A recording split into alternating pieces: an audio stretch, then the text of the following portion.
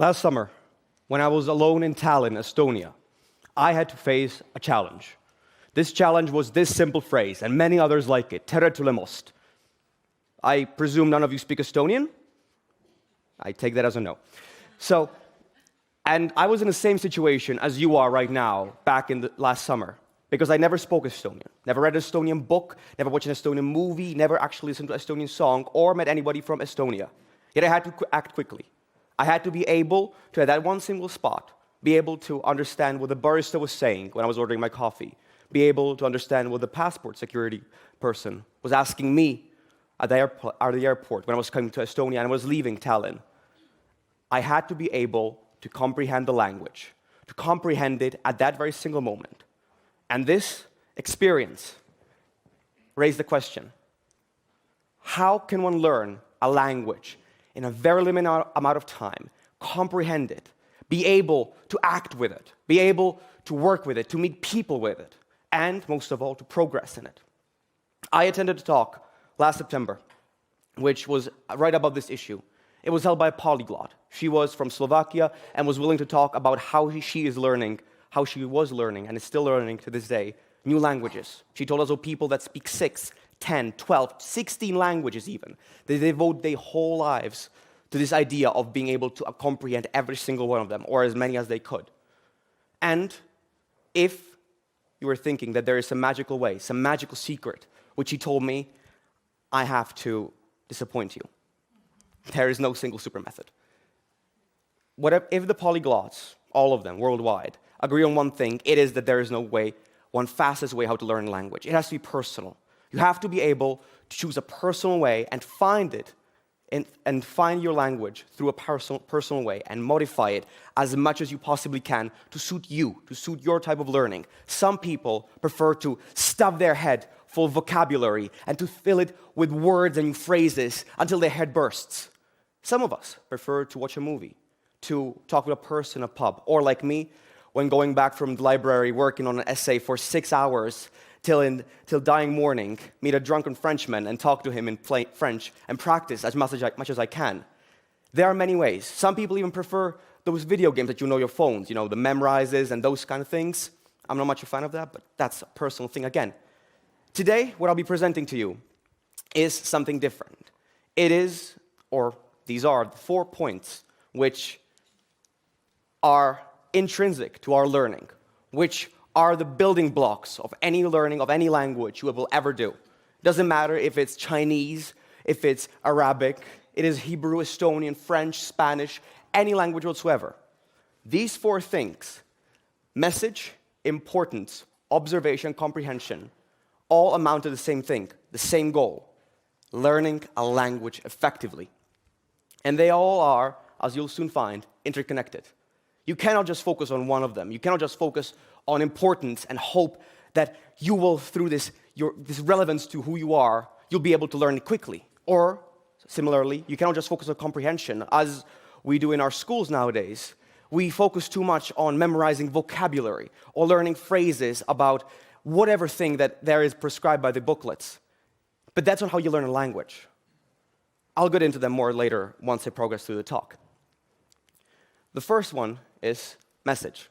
Some of you, this might seem bizarre about what I mean by message. It is, well, you'll see yourselves. This sentence is in Estonian. Since none of you speak Estonian, I'm not going to be asking what it actually means. But does anybody, or rather, let me read it. I'm not fluent in Estonian, so just be ready with me. So, Koikeneemises sünnivaada vabodena ja võrdsetena oma verikuselt ja augustelt. Now, still, you have no clue what this actually means. I don't presume that from some magical learning of some broken Estonian, you magically speak or understand this one phrase. But already you can see that there is ja twice. And because language is logically structured, you are able to deduce that probably because also these 2 words have the same endings, this one, and then these 2, then maybe that means and. And already, in less than 30 seconds, you understand one word in a language that you've never seen in your whole life.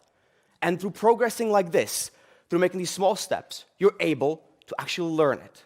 What if I put another sentence here? In a language that some of you speak, maybe more than some of you, maybe all of you, but certain that is more familiar because we are in an Anglophone, Francophone society. So most of us, presumably. And what if I put another one, which all of us speak, in English?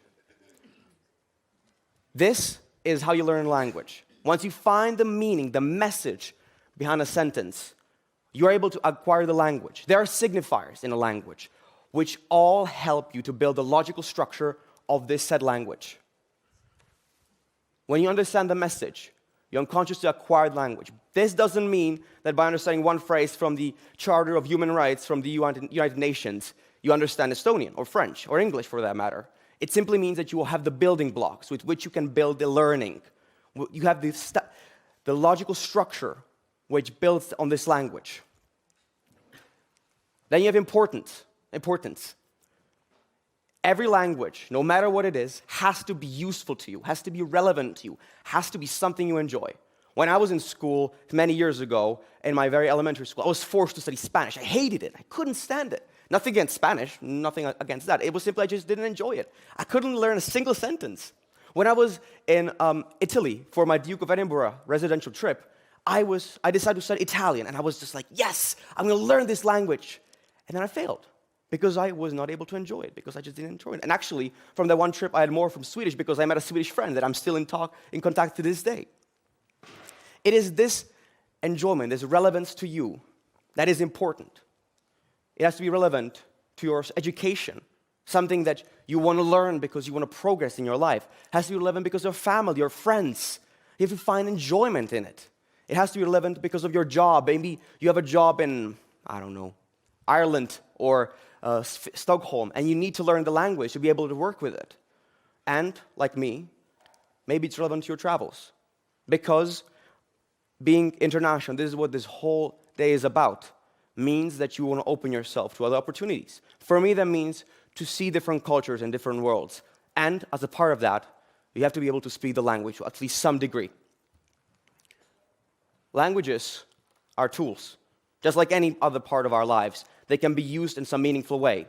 Once you find what this meaningful way is, you're able to learn much faster and, therefore, choose a language that's useful to you. Now, on to observation. And this is probably the part that I think might be one of the most important, simply because it can be done so easily. This photo was taken when I was also last summer walking the Tour de Mont Blanc between France, Italy, and Switzerland. And when I took it, I was just crossing the Italian-French border. I just came from a little refugio on the French side and was walking up the mountain to cross the Italian side. And in the same day, I spoke both French and Italian. My French is by no means good, but I'm able to talk with it. Italian is much harder, but still, I was able to comprehend the people, ask for a bed, and in a dire situation, not be forced to sleep outside in wind and freezing cold, because that would not be enjoyable at all. And from it, I realized that there are two key things. That you have to actually immerse yourself in the language to some degree. You cannot just sit at home and hope that language will come to you, that the knowledge that you are able to do with it will actually come to you like that. You have to be actually able to put yourself there, to pay attention, to observe what people are doing, how they speak, how they emote, and hopefully from that build up your knowledge. And this is actually a key thing, I think people should start doing this, you should be looking for something called a parent speaker. Now, this is what I learned during the talk about the polyglots back in September. It is an idea that when you speak a new language, you're like a baby. You don't know how to actually operate language. You're just plucked in a world where all adults speak in a different language, and you're just hoping to grasp a meaning about it, grasp something that you can know, a word that you can understand.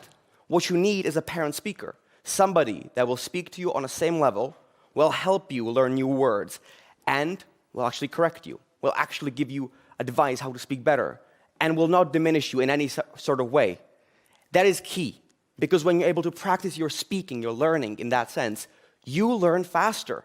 Because, and this is actually going to be the very next slide, I think, afterwards, so I'm going to quickly get to this, sorry for that. When you actually learn a language through comprehension, through observation, you are able to then speak the language. And that is one of the most important things, because how else would you want to communicate with people, especially like me when you want to travel, you need to be able to act on your knowledge. You have to be able to actually find somebody that you can talk to in an equal sense, and you have to be able to listen a lot. People don't want to listen.